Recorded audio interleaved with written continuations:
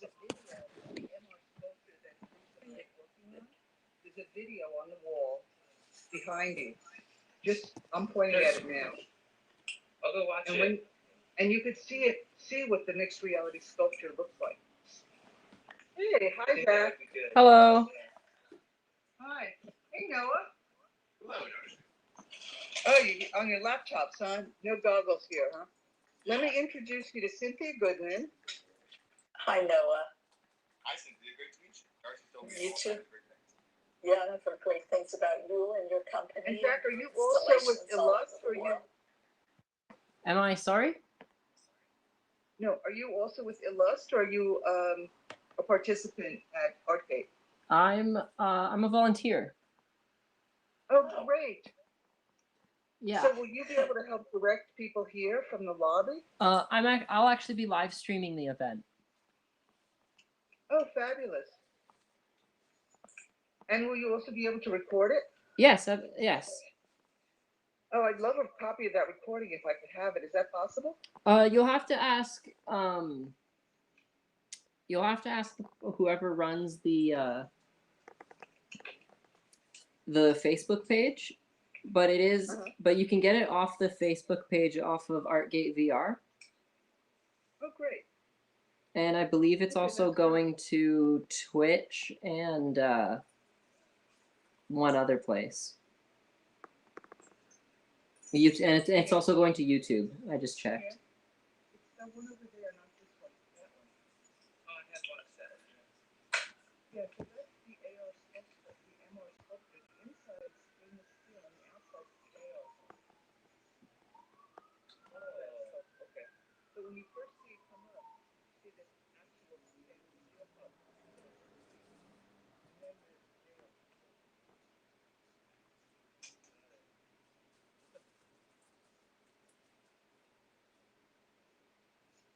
So we could start, we're all here, right, guys?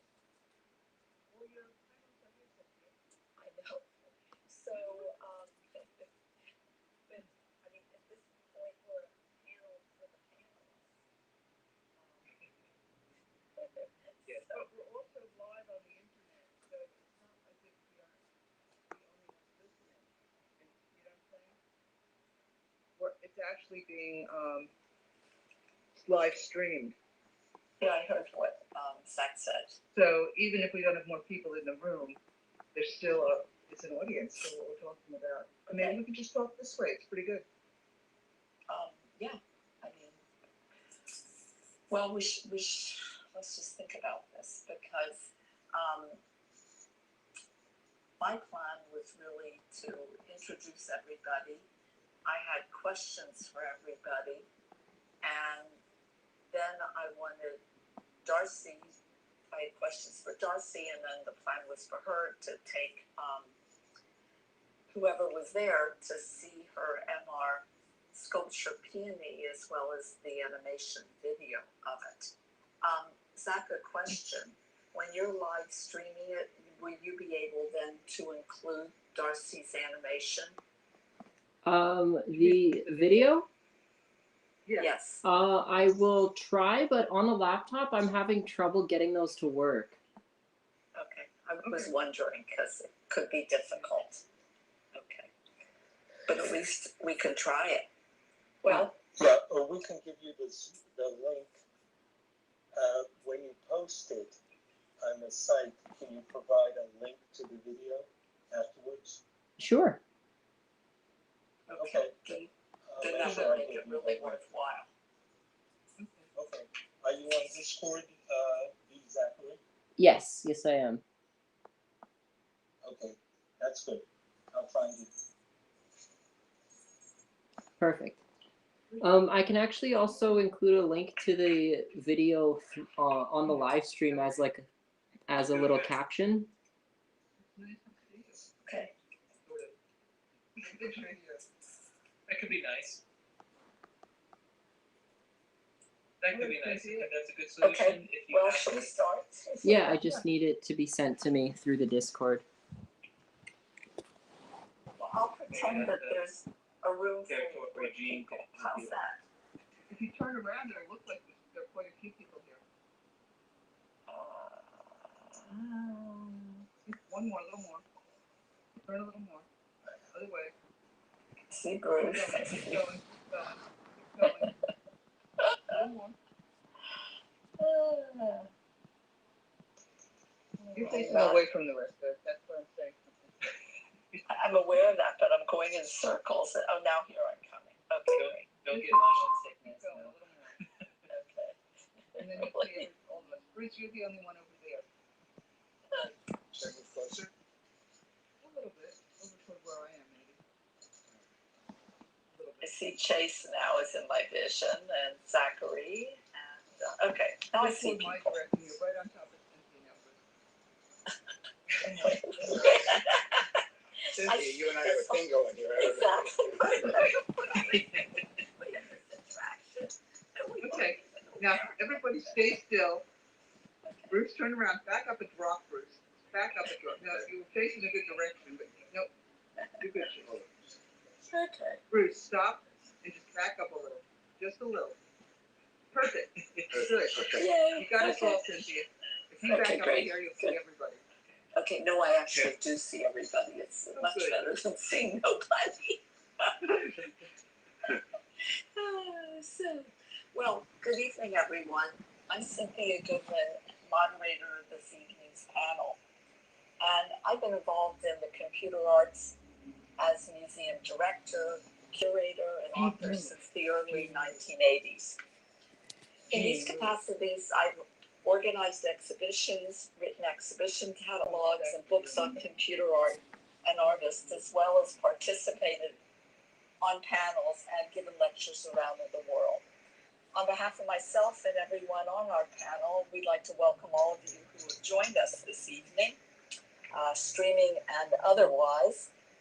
And tonight we're in Darcy Gerhardt's 3D VR installation, which features a number of her VR sculptures as well as her digital paintings. Gerhard is recognized as one of the leading pioneers of the computer art movement, and she's been making artworks using the most sophisticated digital tools available since the late 1970s, and often, I may say, rather ingeniously gaining access to these tools. She's also been active as a teacher. She taught for NYU School of Visual Arts, where she founded the world's first MFA in computer art program, and also she was an adjunct professor at NYU for many years. Darcy, whatever she's done, whenever she's found out about a new tool, she has done her utmost to gain acquisition to that medium and utilize it in new and inventive ways in terms of not only her art making, but really set a path for others in the field. And that is certainly the case with the MR sculpture that we're talking about this evening. For those of you unfamiliar with MR, because we talk about VR and AR and MR, certainly used in the way that Darcy proposes to, is a new medium. It's the merging both of a real world and virtual worlds. And in this merge, new environments and visualizations are produced where both the physical and the digital objects coexist and interact in real time. We're fortunate that we have a panel tonight that comprises all aspects of the complex components that are required to make a mixed reality artwork, either for public or private spaces. In works like those we're discussing tonight, an artist like Darcy really assumes a role way beyond that of traditional artist to creative director in a multimedia production or animation. After I briefly introduce each of our panelists, then I'm going to ask each of you to talk about your particular role in the creation of Gerhardt's mixed reality sculpture. And then Darcy's going to take us on a brief tour of her exhibition, as well as make sure that we all have a chance to see her animation of Peony, which is her first MR sculpture, and one which she's working with Bruce Gitlin to actually fabricate. So I'm going to begin with Bruce. Bruce is the CEO of Milgo Buffkin, a Brooklyn-based fabricator of architectural metal and the largest fabricator of sculpture in the world. Milgo Buffkin has been in business 105 years, and since 1963 it has fabricated approximately 10,000 sculptures, which I find extraordinary. And they are installed around the world. Many of the major sculptures of the 20th and 21st century have worked with them. Among them, Richard Serra, Robert Indiana, Tom Wesselman, and Klaus Oldenburg. Bruce, I'd love it if you could tell us something about a few of these public sculptures that you fabricated. Where they are, Thank you, Cynthia. Projects, what they've entailed to realize that. Thank you, Cynthia. I just like to say that I was just figuring out that I've known Darcy for between 47 and 50 years. Ouch. Couldn't believe when we counted that. and when we met, Darcy was painting, and I was fabricating sculpture. And so we've known each other through the years, and I've stayed in making sculptures using the latest technologies and equipment and being cutting edge in that world. And this is the first chance that Darcy and I have had to pull it together with her technical abilities and what she's doing, and the fact that we're pretty advanced in what we're doing, to collaborate and make maybe some of the first really terrific digital as well as physical sculptures at the same time. We've got sculptures really all over the world, and the one most people really know is the big love sculpture, L-O-V-E, by Robert Indiana. And I did a lot of work for Richard Serra with the plates and pieces leaning against the wall, made pieces for Oldenburg that are in the National Gallery. But probably the work with, I'm going to get 2,000 to 3,000 artists through the years.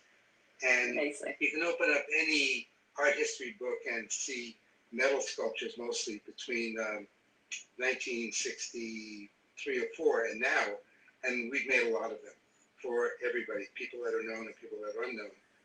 But it's my pleasure is collaborating with the artist, and Darcy is a fabulous person to collaborate with. And I think that you'll enjoy what you're going to see as we go forward.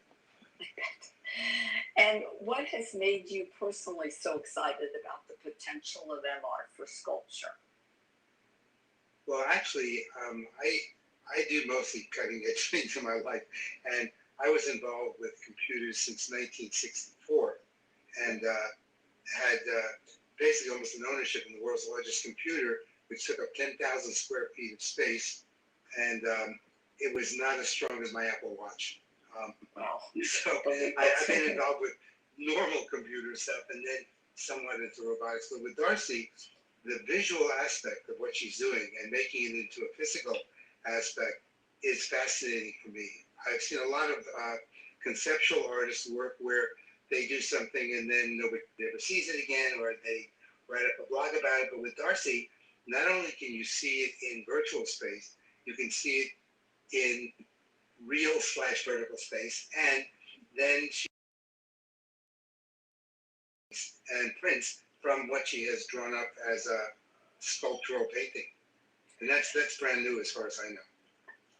Well, certainly I think when we turn to the video, everyone will get a sense of why you're so excited. You interested in attending Darcy Bloomberg's and Jean, we can hear you. Cynthia's talk? Okay, so press the space bar Gee, and or bring up the main menu, however. Oh, I see, you have a headset. So gee, bring up you the have to main go. menu and then scroll Everybody, I'm just going to pause a minute till Jean's through. Darcy I agree. Bloomberg I'm just telling. digital painting. It's white letters against like a bluish purple background.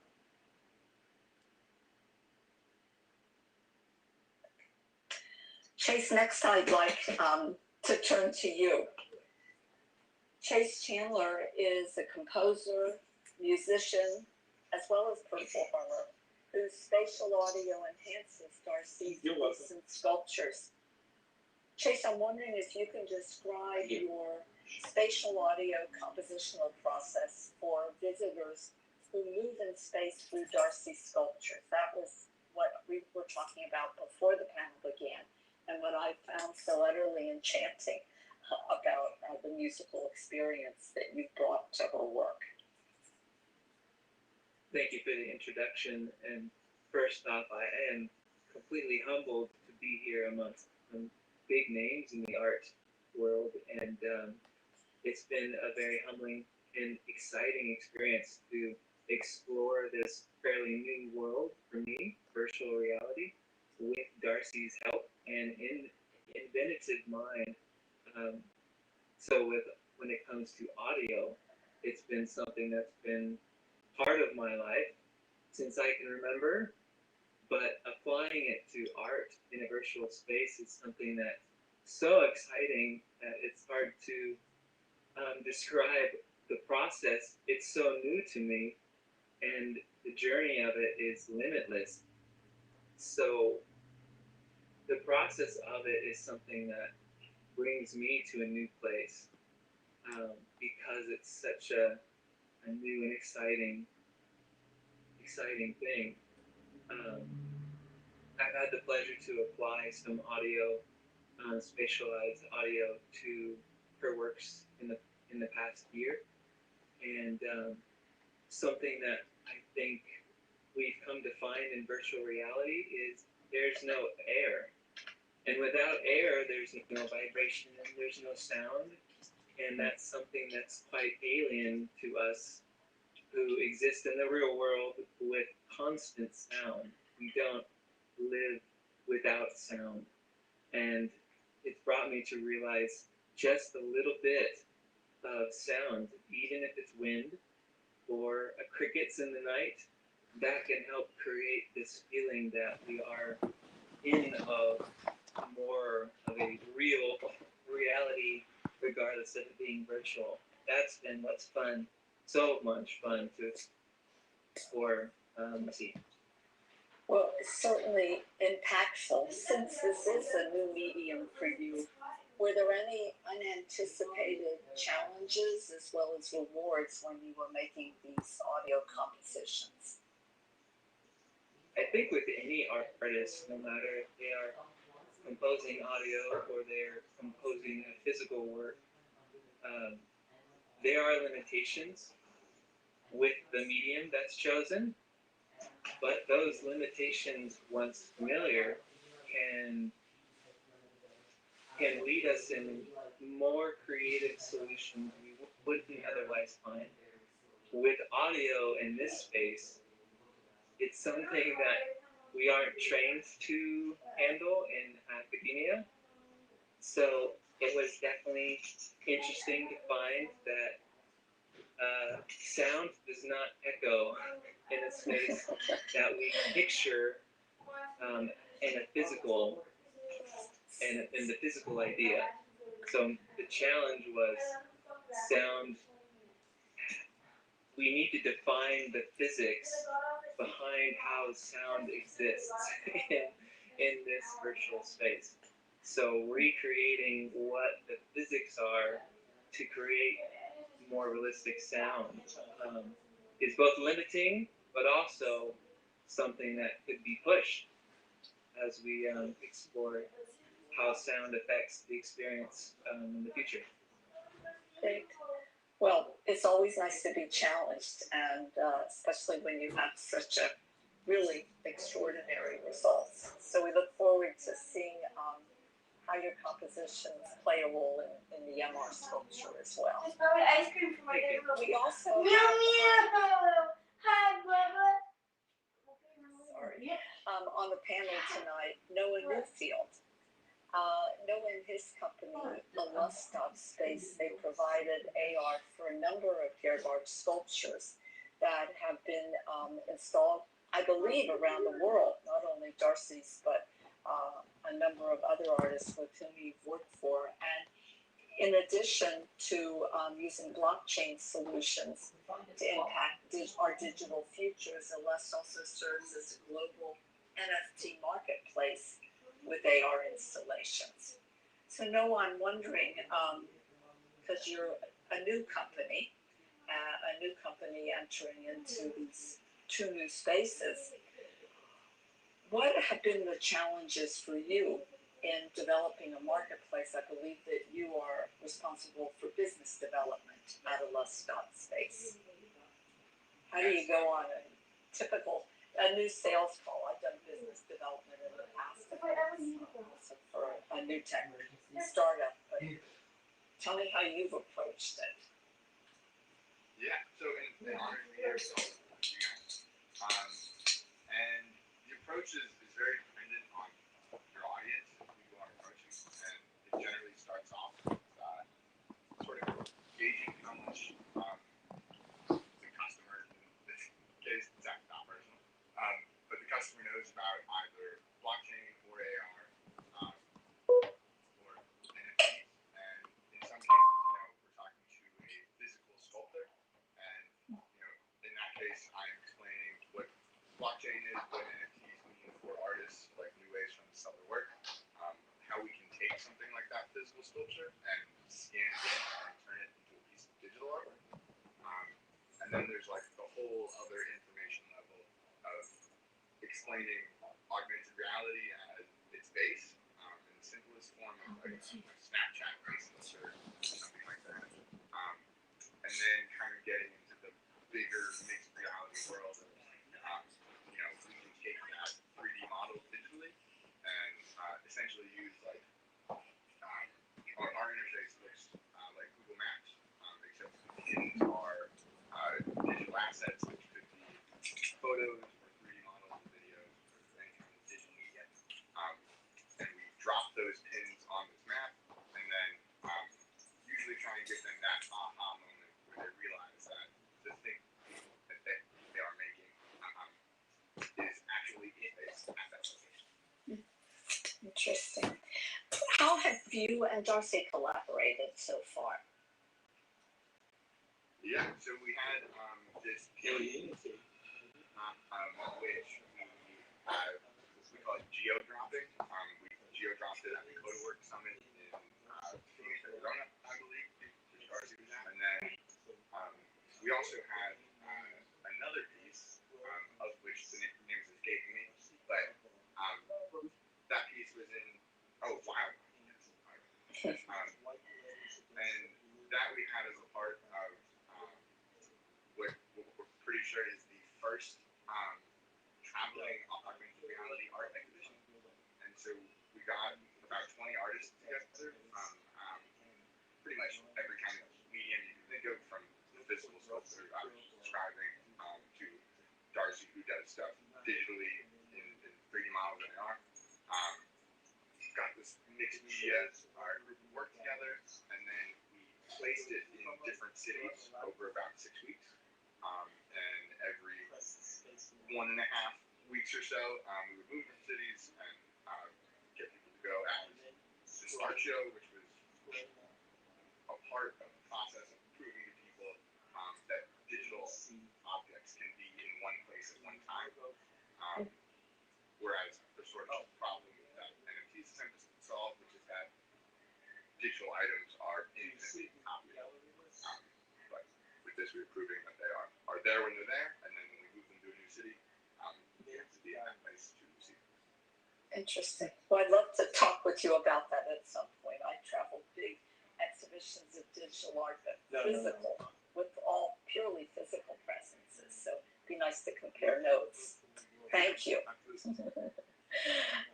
Jean, I hear you directing someone into the space. I actually wanted to introduce you. Can you hear me? Okay, Darcy. Okay, so we're going to go on to Darcy, which is a pleasure. Darcy, do you mind taking everybody to CP&E and talking about your sculpture, the animation? So, we have a video of the P&E AR sculpture. On this board, you can follow and see the video. When you get in the range of the video, you will be able to see it. Those of you who are here, it will be posted, along with the video of this event. Now, it's a little tricky in this gallery, so once this video starts and you're watching it, you're ready to have it turn off, it will end eventually, pretty sure. We'll all need to move physically, not physically, as avatars, to another part of the room in order to not continually hear the audio from this video. So, is there anyone in here who has not already seen it? Maybe you've already seen it and you don't really have to show it here at the moment.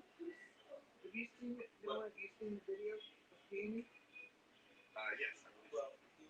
Okay, and Bruce, you've seen it. And Chase, Yes, you've I seen have. it. And maybe your guest, you haven't seen it, right? Maybe you would like to see it. What do you think, Cynthia? Should we just go see it and not get crazy about it? Why not? Yeah. If you get close to it, you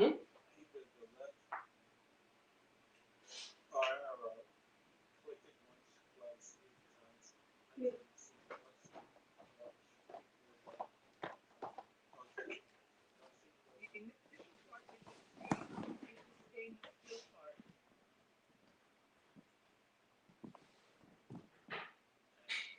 And the AR sculpture grows around it. This is the physical part first.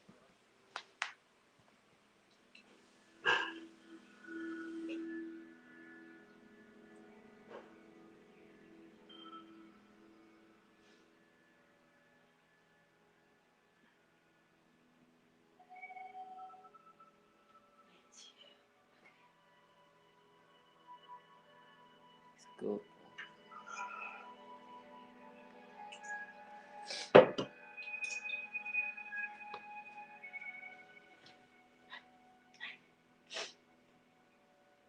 This video is done.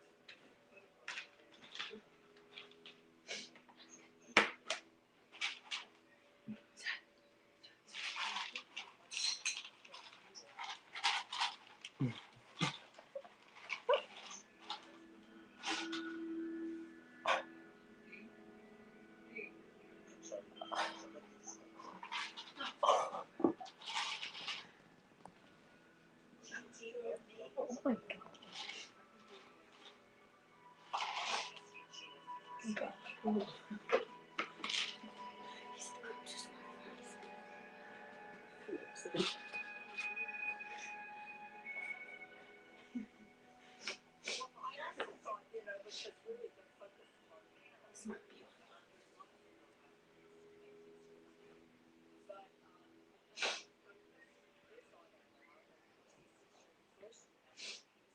Collaboration that would be a collaboration with most of the participants on this panel, I believe, and certainly Bruce taking a lead with the fabrication of the sculpture itself.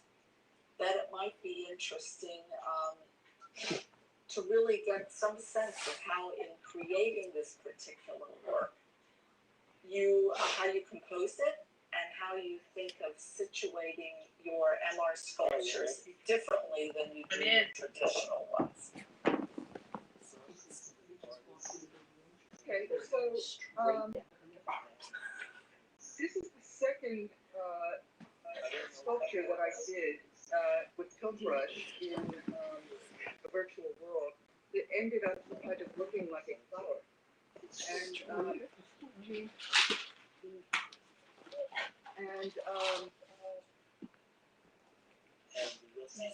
I thought it would be an interesting piece for public artwork. And so I started looking at public artwork opportunities, and I thought it would be pretty good if it could have a physical metal infrastructure that the AR sculpture would grow on, so that people could see the physical part of the sculpture anytime from a distance. It would have a small footprint, so that places that might not be able to have something really large or might not have a budget for a really large sculpture could still have a really large sculpture, because the AR part could be very large, but the physical skill part would not have to be quite as monumental. So, because I've known Bruce so long and I knew this was his area of expertise, I contacted him and we started brainstorming about it. And then we started thinking about and talking about um, what it would take in terms of available budgets to put together this kind of a sculpture. Of course, there are lots of things that it never occurred to me that we have to be concerned with when it comes to installing a physical artwork for public art, and how it has to last forever, and how it has to meet code, and how you have all of these issues of insurance and all kinds of things that Bruce just, I mean, he reads it, he just knows everything. So I felt safer knowing that he could handle all of those aspects that I just didn't know anything about, but were totally key to a public artwork. And I knew that we would be able to have spatial audio in it, and I know I love the fact that Chase goes in. I've done many other virtual 3D artworks that exist in my other virtual world exhibitions, which are available for people to see. And I know that the pieces that Chase, the audio pieces that Chase has composed for those artworks, are wonderful. And the way he does them is he immerses himself in that artwork, in the space, and he takes the time to really feel it and understand what sounds belongs in that space. And so this is why I think everyone who gets the opportunity to experience it is so thrilled with it. And so I knew he would do the same with Peony as he had done with the other sculptures. Now, Peony doesn't exist yet in my painting and sculpture garden as Wild One does, but it will soon. In the meantime, I just had confidence that Chase would be able to do a wonderful audio piece for Peony as well. And we know that we could we could install it in that sculpture in the physical part of the sculpture that Bruce is creating. So then we still have the question of what is this going to look like when what's the physical part of it going to consist of? And quite frankly, I collaborated with Jean on that. And Jean, I gave Jean an idea of, what I had in mind. I said, well, why don't we have big straws and then we could put light in it with perforations and we could have the audio in there. And then it would be nice to have had some seats that people could, because when you have an AR sculpture, you're looking at it with your phone in the space that it's in. And as you do with this, the way we do the video is you can either do it on your laptop, or you can take the AR sculpture outside in the real environment, and you can walk around with it in the real environment. And other people in the environment can walk into and around that sculpture as well. And people can take selfies, and you can take snapshots of them and all of those things. So we needed to know that people would be wandering around in it, and yet it had to be something that would like even when the AR part wasn't there. So Jean actually came up with this ingenious idea of having these beautiful little seats at the bottom and then putting my straws up in the middle. And we worked on it together. And we came up with this design that we both really liked. And we loved it because actually that's how Jean and I met, was at Magi Synthevision, working on a 3D model of an architectural building that I was building. And Jean is an expert in lighting. So he did all the lighting for the animation inside and outside of this building that we built. It was actually an IMK building that they were building before.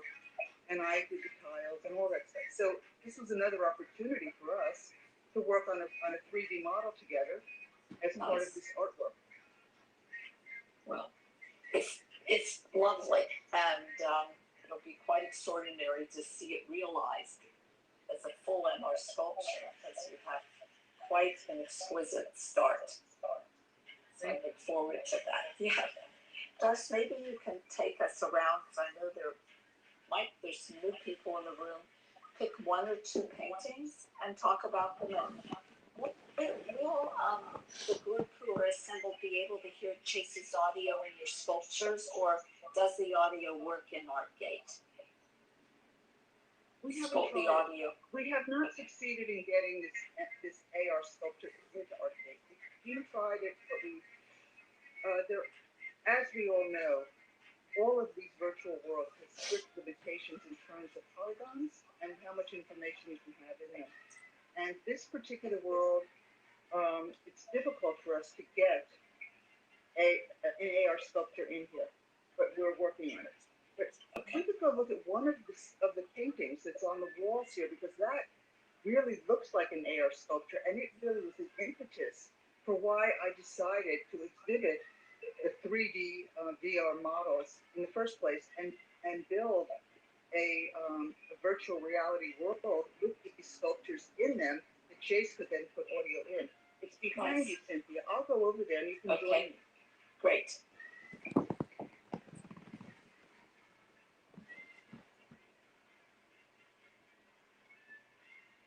So everyone could join me actually if they want. I was going to say everybody should come. Yes. So you can see from this picture, maybe, that, well, I don't know what you can see, but this is basically a painting at this scale that exists on canvas. But if you'll notice the ribs, they look almost like ribs, these orange, curved brushstrokes that make you feel, if you stand at this corner, it makes you feel like you want to kind of walk right into that space. Well, that's how this all started in a way. This is a snapshot of a VR painting with tilt brush that I then took into Photoshop and turned into a painting. Okay? And when I exhibit this in normal art exhibitions with these other two paintings as well, people would stand at that right corner of this painting and they would say to me, I want to walk inside. And so that's when I thought, well, I could create an experience where people could do that, because this was actually created from a 3D VR sculpture to begin with. And so that 3D VR sculpture exists. It isn't that color, and it's not this size, but it doesn't matter. Now it exists. This is one of the first ones. This exists in my Darcy's Painting and Sculpture Garden in Altspace VR. And people can go walk through it actually now as an avatar. They can float around and enjoy Chase's music as they go up and down and around and through inside of the sculpture.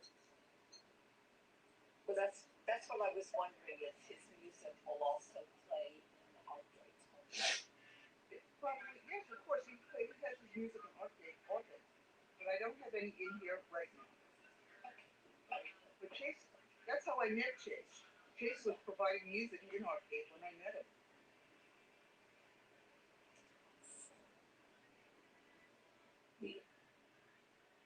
So And this is an example of what I call a kind of pure VR painting. There are other paintings in this room that are created using the sculpture, the VR sculpture, as an AR object, outside, inside or outside. And you can see that, so if you come over to the other side of the room,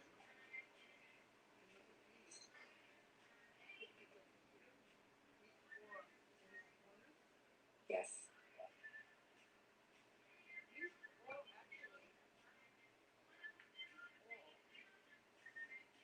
are using the same VR sculpture inside. The ones on the left are inside my house, and I took snapshots of them and turned them into paintings. And the two on this other wall are the same, or a different VR sculpture that I would take as an AR sculpture. And these I took into a big medical complex building in Manhattan, where they had these crazy windows and had views out into the city, and these big atriums and things like that. And so I could place the AR sculpture in there, take a snapshot, which would include the AR sculpture, which looks 3D because it is 3D. It's a 3D sculpture created with tilt brush in a virtual world, and create these paintings. I love those. I also like the ones where you incorporate the flowers from your garden outside. I know, I don't think I have any of those. I was going to say, I don't think I saw those. Okay. No, this one's funny over here. The ones on the far wall are smaller because these are additions. The others are unique as scale. But this one here, I have both as an addition in a small size and as a large size. This is the same VR sculpture as the first one we looked at in a different color palette. And this one I took into a party in New York. It was a Kepi party, and you can see a monitor in the corner on the left, a little purple square. And it's like a dark hazy, it was a party. And so I took it in there and took a snapshot and made that into a painting. And this one, I took it into, this one was done at Syracuse University in one of the buildings where where the ceramic students make clay. And so it's actually the same VR sculpture. You can tell by you see these purple lines that go up and down. Okay, and then some of the lines across are the benches, the tables in the space, and some of them are shelves, and some of them are other things. But it's just an interesting kind of way, I think, to make a painting. No, I think that for most people initially looking at your artworks, you think that they're completely abstract. And it often comes as a surprise when the viewer realizes that there are multiple layers and that you do combine the abstract and the figurative and the virtual and the real, and you find your different languages and colors to tie them all together. And I always love that about your work. It exists on all those different levels.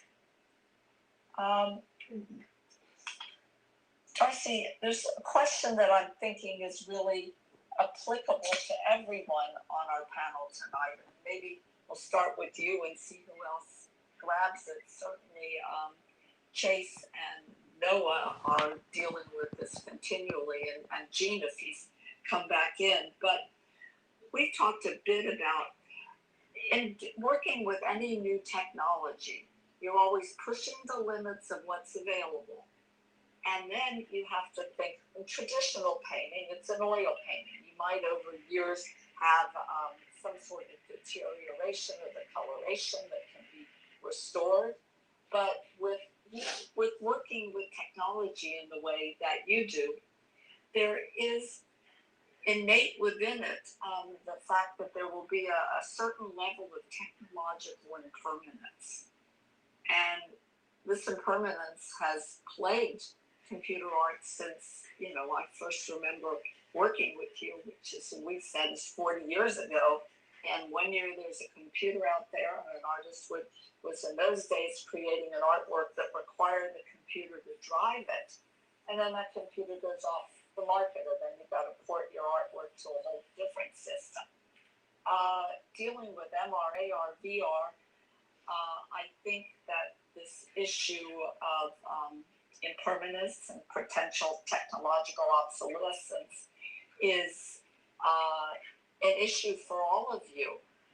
Noah, what have you thought about this when you're creating your AR works, the NFTs, dealing in Bitcoin? Do you have any safeguards built in? Yeah, so this is actually a really interesting problem that we come into contact with. Okay, I'd like to hear. I was listening to another panel at NFT NYC recently. Yes. And it was a sort of a big conference of 2021 for NFTs. And a woman from the traditional museum world was saying that one of the really difficult parts of bringing digital artwork into a museum is that the museum's job is to essentially preserve those artworks for the rest of time. And that the way we do software and hardware updates, that makes it really difficult for them to find works that they know they'll be able to steward in perpetuity, I guess. We attempt or approach that problem using something called IPFS, which is the interplanetary file system. And to not get into the blockchain lingo too much, it's essentially like Amazon Web Services, but it's decentralized. So computers all over the world are hosting this data for anyone to access. It's a public thing. And so we put all of the pieces on our platform on there. So if we were to disappear as a company, could, and there's other problems as you get deeper into this, but at least for now on the base layer, if we were to go away as a company, you could still, as a collector, maintain where that file is stored, and you could go back there and download that and have access to it.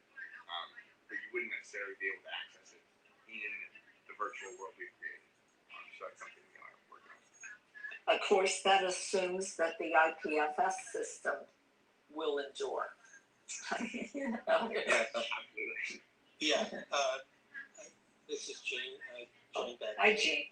Yes. I think that as time has gone on, the world of developers have gotten more sophisticated about standards, and certain types of standards go away. You know, a company could invent a type of storage device in the 1970s that's very hard to reproduce today.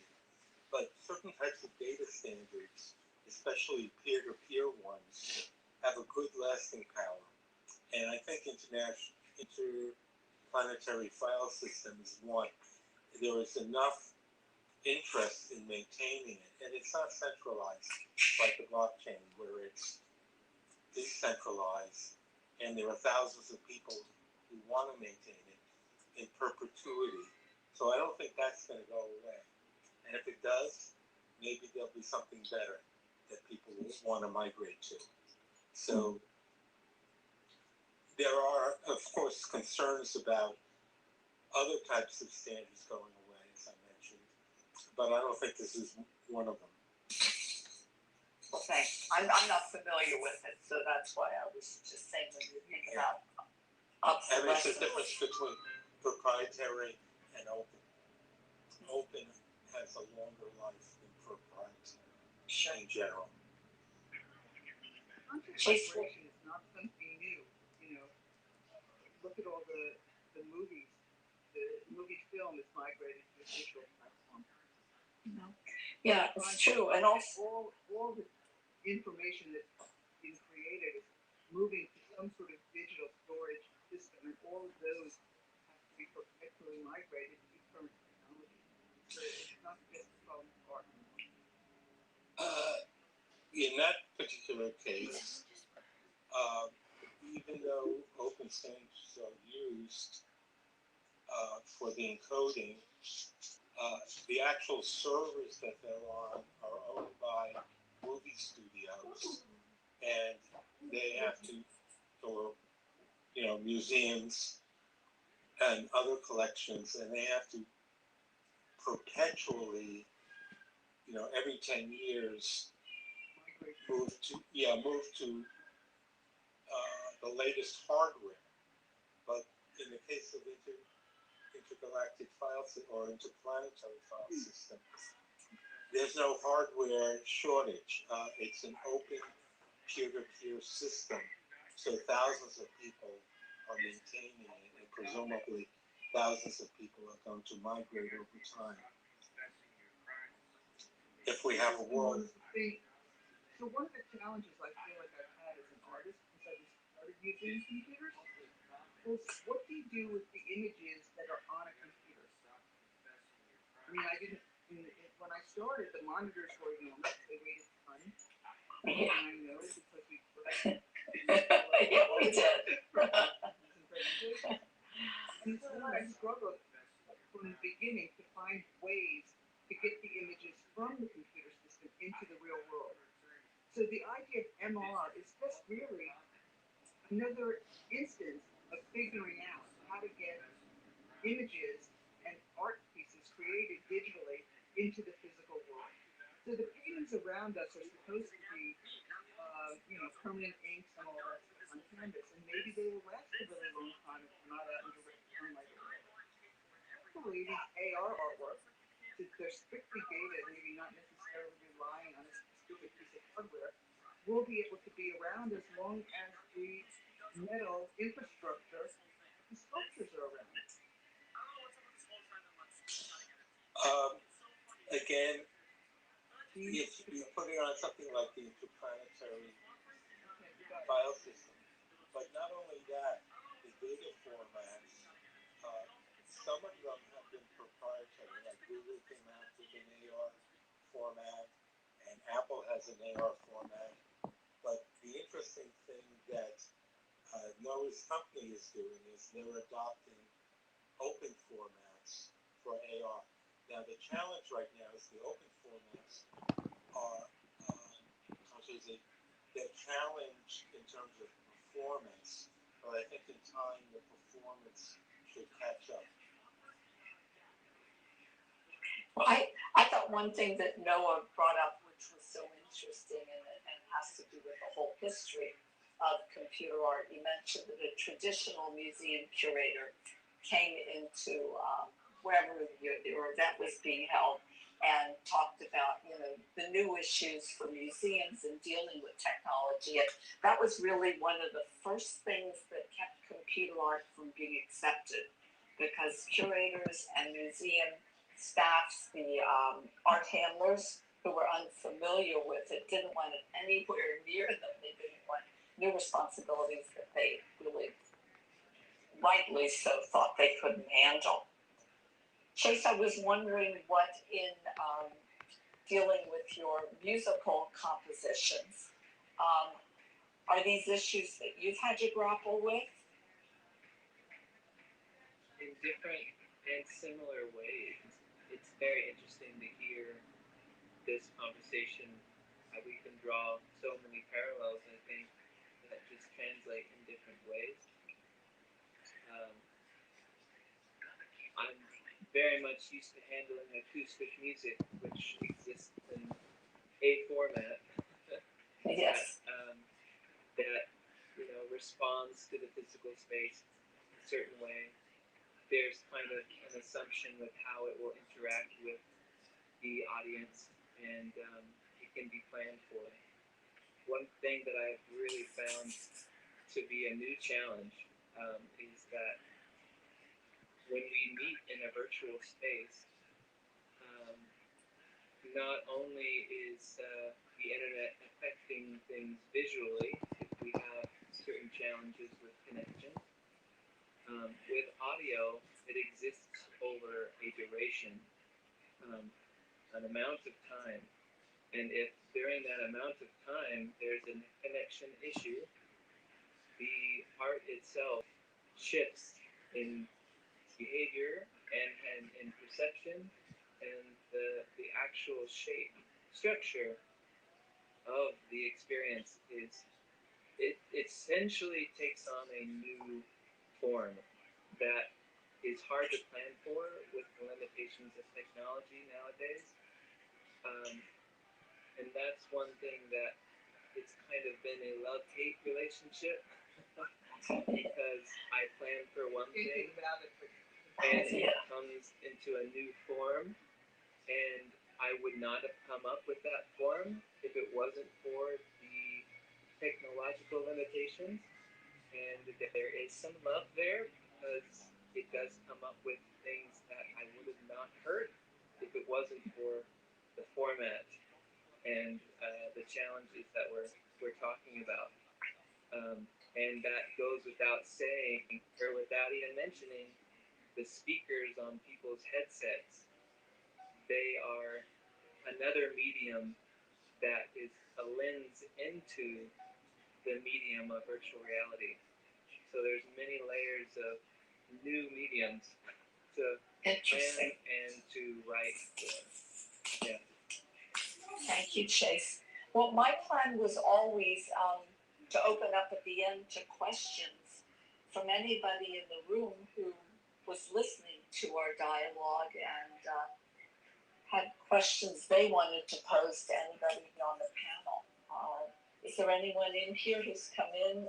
Zachary, some other, or the panelists can pose questions to each other. But do we have any questions? If so, raise your hand. Maybe I'll see you depending on my viewpoint, or just speak out, please. Around. Yeah, I have a question. Okay, will you please ask? Oh, sure. Yeah. So you talk about AR a lot, but I have to admit that I didn't know anything about it until I Googled it. So, what's the easiest way to like express AR to somebody who has no idea and like why it's important in what you're doing? Okay, so AR means augmented reality. So it means that you're actually taking something that is digital, either text or visual something, and putting it into the real world. And it becomes something that can be an overlay on the real world. It could be an object that exists virtually in the real world that can have a different role in the real world. That's how you would, I think, best explain it, augmenting the reality that already exists.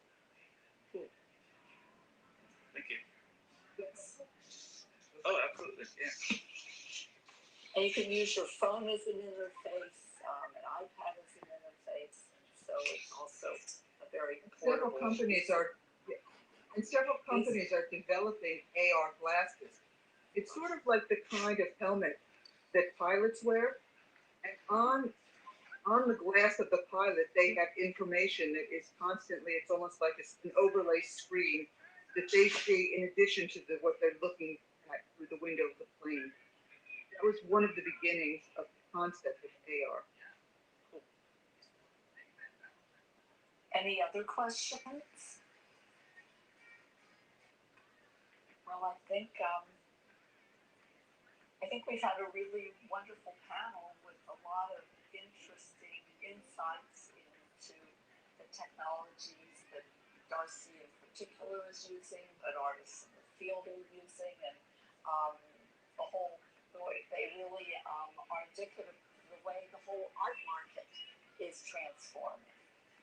So I'd like to thank everybody who participated. Once again, thank you for coming, and hopefully we will learn from the organizers. Someone was in the room at the beginning. I don't know if they are still here. They mentioned that this panel was going to be streamed and would be accessible subsequently on YouTube. So perhaps we'll have a way of getting that information out to everybody who was part of the panel tonight. Yes, and I was watching it on Something YouTube. about that, Zachary? What, Darcy? Zachary could maybe give us a little more information about where it's going to be posted and how to see it. Yeah, it's going to be on the Artgate VR Facebook page, as well as the YouTube channel. Thank you. Yeah, and it's on there live right now. Correct. Great.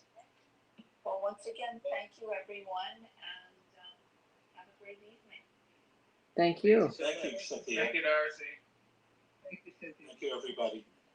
You are all invited to visit my virtual world in Alt-Space VR. It's called Darcy's Painting and Sculpture Garden.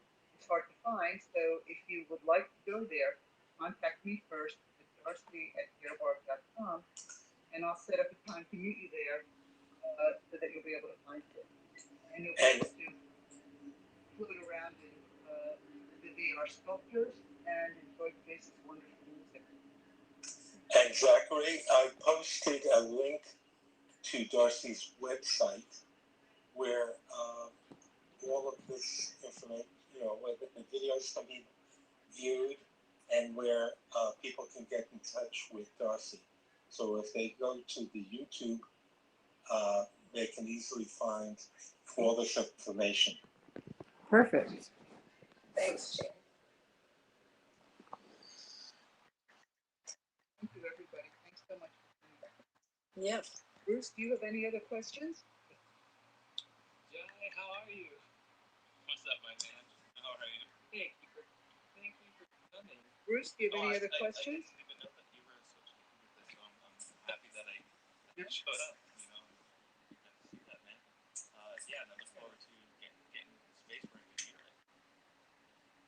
It's Thank you, Lisa, for your help. So, Noah, thanks so much for coming. You always manage to come to my events. I really appreciate it. Yeah, no problem. Thank you so much for having me. I hope these things are helpful to there. Yeah, absolutely. We'll post the video from our Twitter and whatever other social media